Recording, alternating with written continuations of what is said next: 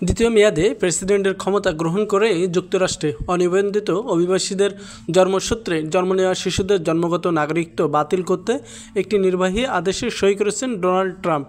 ট্রাম্পের বিতর্কিত এই পদক্ষেপটি তাৎক্ষণিকভাবে আইনি চ্যালেঞ্জের মুখোমুখি হবে বলে ধারণা করা হচ্ছে, কারণ এই সিদ্ধান্তটি চতুর্দশ সংশোধনের পর থেকে 150 বছরেও বেশি সময় ধরে পরিচালিত সাংবিধানিক ব্যাখ্যার বিপরীত।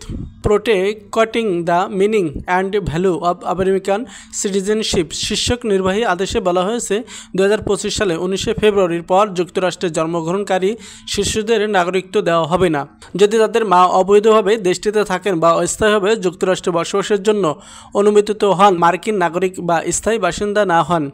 সোমবার 20 জানুয়ারি ওভাল অফিসে ওই আদেশে সই করার সময় প্রেসিডেন্ট ট্রাম্প বলেন, এটি একটি বড় বিষয়। দশকের পর দশক ধরে মানুষ এটা করতে চাইছে। তিনি প্রশাসনের আইনি ব্যবস্থানের প্রতি আস্থা প্রকাশ করে বলেন, নীতি রক্ষার জন্য তাদের কাছে খুব ভালো যুক্তি রয়েছে। তবে এই পদক্ষেপটি চতুর্দশ সংশোধনীর প্রচলিত ব্যাখ্যা থেকে একটি উল্লেখযোগ্য বিচ্যুতি হিসেবে ধরা হয়। এর মাধ্যমে নিশ্চয়তা দেওয়া হবে যে মার্কিন যুক্তরাষ্ট্র জন্মগ্রহণকারী বা নাগরিকত্ব প্রাপ্ত সমস্ত ব্যক্তিই নাগরিক। আইন বিশেষজ্ঞরা দীর্ঘদিন ধরে এই ধারাটি মা বাবার মর্যাদা নির্বিশেষে জন্মগত নাগরিকত্বের ভিত্তি হিসেবে সমর্থন করে আসছেন। আইনি ও সামাজিক জটিলতা নীতিটির সম্ভাব্য পরিণতির ব্যাপক উদ্বেগ সৃষ্টি করেছে। সমালোচকরা যুক্তি দেখান যে এটি অনিবন্ধিত মা বাবার নবজাতকদের আইনি অচলাবস্থায় ফেলে দেবে এবং যাদের অনেকেরই ইতিমধ্যে দুর্বল তাদেরকে আবারও অনিশ্চিত পরিস্থিতিতে ফেলতে বাধ্য করবে। জর্জটাউন বিশ্ববিদ্যালয়ের সাংবিধানিক আইনের অধ্যাপক সারা মিলার বলেন, এই নির্বাহী আদেশটি সংবিধানে অন্তর্ভুক্ত নীতিগুলোকে ক্ষুণ্ণ করে। তিনি বলেন, এটা শুধু অনিবন্ধিত ও পরিবারের উপর আঘাত নয়, এটি আমেরিকান সমাজকে আবদ্ধ করে এমন আইনি কাঠামোকে অস্থিতিশীল করার হুমকিতে ফেলবে। অভিবাসন আইনজীবীরা এই আদেশকে আদালতে চ্যালেঞ্জ করার প্রতিশ্রুতি দিয়েছেন। বেশ কয়েকটি সংস্থা ইতিমধ্যে মামলার প্রস্তুতি নিচ্ছে। তারা যুক্তি দিয়েছেন যে নির্বাহী পদক্ষেপের মাধ্যমে জন্মগত নাগরিকত্ব পরিবর্তন করা অসাংবিধানিক। এই জাতীয় যে কোনো পরিবর্তনের জন্য সংবিধানের সংশোধনী প্রয়োজন। একই সাথে এটি এমন একটি প্রক্রিয়া যাতে উল্লেখযোগ্য আইনি এবং রাষ্ট্রীয় পর্যায়ের সমর্থন প্রয়োজন। রাজনৈতিক প্রেক্ষাপট ট্রাম্প ক্ষমতা গ্রহণের কয়েক ঘন্টা পরেই এ আদেশে সই করেন তিনি।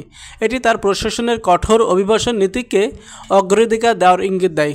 নির্বাচনী প্রচারণার সময় তিনি বারবার জন্মগত নাগরিকত্বের অপব্যবহারের সমালোচনা করে বিষয়টিকে জাতীয় নিরাপত্তা ও সার্বভৌমত্বর বিষয় হিসেবে উপস্থাপন করেছিলেন। ডেমোক্র্যাট এবং কিছু মধ্যপন্থী রিপাবলিকান এটিকে রাষ্ট্রপতির কর্তৃত্বের বাড়াবাড়ি হিসেবে বিরোধিতা করে বলেছেন, নির্বাহী আদেশটি ওয়াশিংটনে পক্ষপাতমূলক বিভাজনকে আরও গভীর করতে পারে।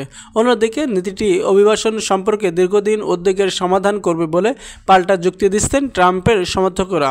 এগিয়ে যাওয়ার পথ জাতি যখন দীর্ঘ আইনি লড়াইয়ের দিকে অগ্রসর হচ্ছে, তখন জন্মগত নাগরিকত্বের ভবিষ্যৎ অনিশ্চিত হয়ে পড়ল।